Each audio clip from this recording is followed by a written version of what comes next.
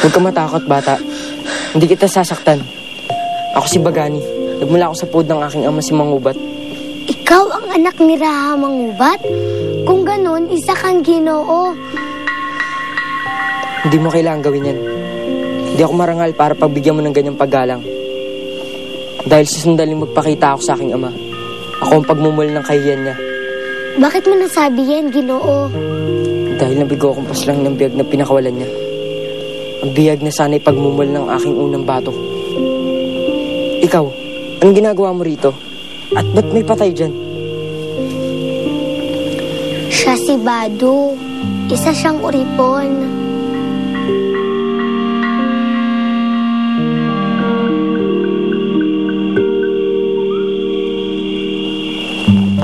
Kagat ng ahas ito. Namatay siya dahil sa kagat ng ahas na nakita ko kanina. Napakapalad mo at di ka tinuklaw ng ahas na yun. At mapalad din ako dahil alam ko na ang gagawin ko para mailigtas ko ang sarili ko at nang di mawalan ng mukha ang aking ama.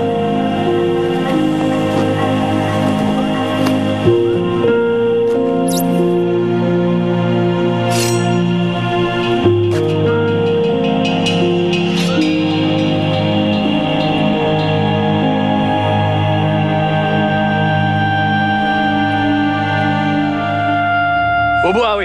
O, ayan na pala siya. May kailangan Mamaya sa na. Samahan niyo ko. Kailangan natin mahanap si Batu dahil tinangay niya ang anak ko. Sumunod kayo sa akin. Kailangan mahanap natin si Amaya. Anong ginagawa mo? Bakit mo nilalagyan ng dugo ang sarili mo? Papalbasin ko sa aking ama na ito ang dugo ng alipin pinapapaslang niya. Alam ko hindi marangal lang ang ginagawa ko.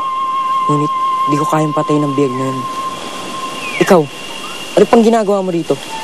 Lisanin mo na ang lugar na ito. Bumalik ka na sa iyong banwa. Hindi ko magagawa yan.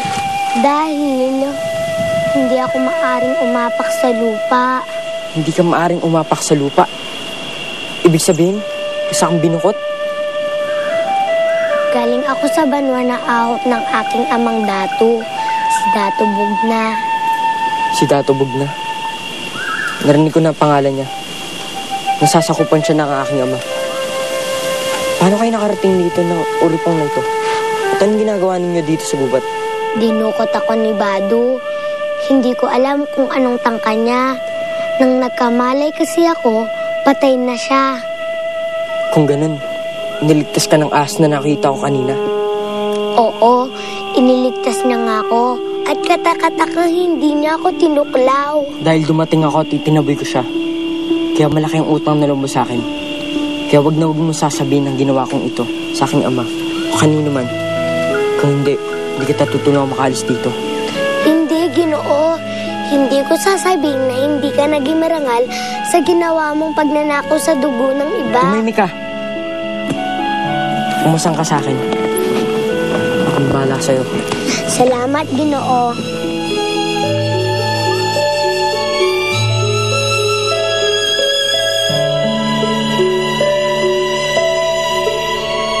Bilisan nyo! Tanggalin nyo yan at iuwi sa kaanak niya. Ikaw, bilisan mo! Linisin mo yung dugo! Marikit, binayaan. Anong ginagawa niyo dyan? Bumalik kayo sa inyong mga bukot. Iloy, paano na si Amaya? Nag-aalala ako sa kanya. Baka kung anong gawin masama ni Bado sa aking kapatid. Hindi mo siya kapatid, kaya wag kang umiyak ng ganyan. Tama si Marikit, binayaan. Kaya pahirin mo ang iyong luha. Hindi karapat-dapat na iyakan ng isang anak ng uripon. Hala, sige na. Bumalik na kayo sa inyong mga bukot. Sige na, dali. Halika na.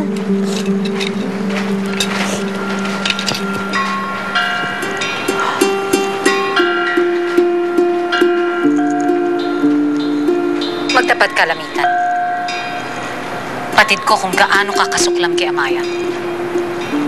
May kinalaman ka sa ginawang ito ni Badu?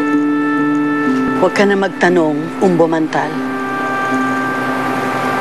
Isipin mo na lang na para ito sa ikatatahimik ng aking kalooban. Lalo na ngayong hindi na makikita kailanman ni Bugna ang kanyang anak na yon.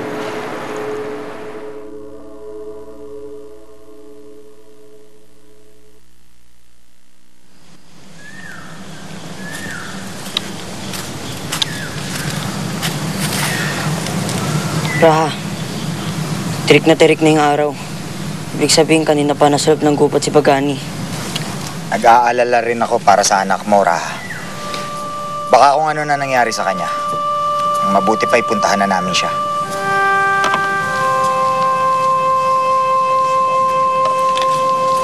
Hindi babae ang anak ko. Para sunduin at ingatan. May tiwala ako na magtatagumpay siya sa pagsubok na ito. Lahat, tingnan nyo! Ayan na si Pagani!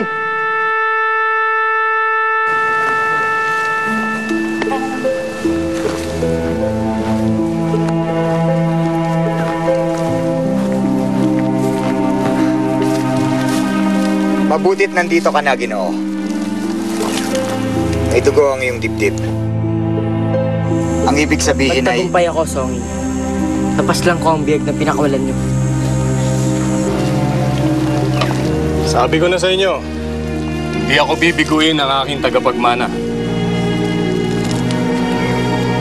Ngunit sino ang batang babaeng nakapasal? Tagpuan ko siya sa gubat, Baba. Isa siyang binukot. Anak ni Dat Ubog na.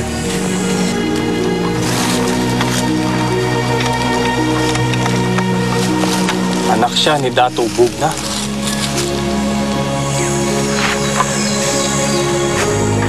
Sino ka?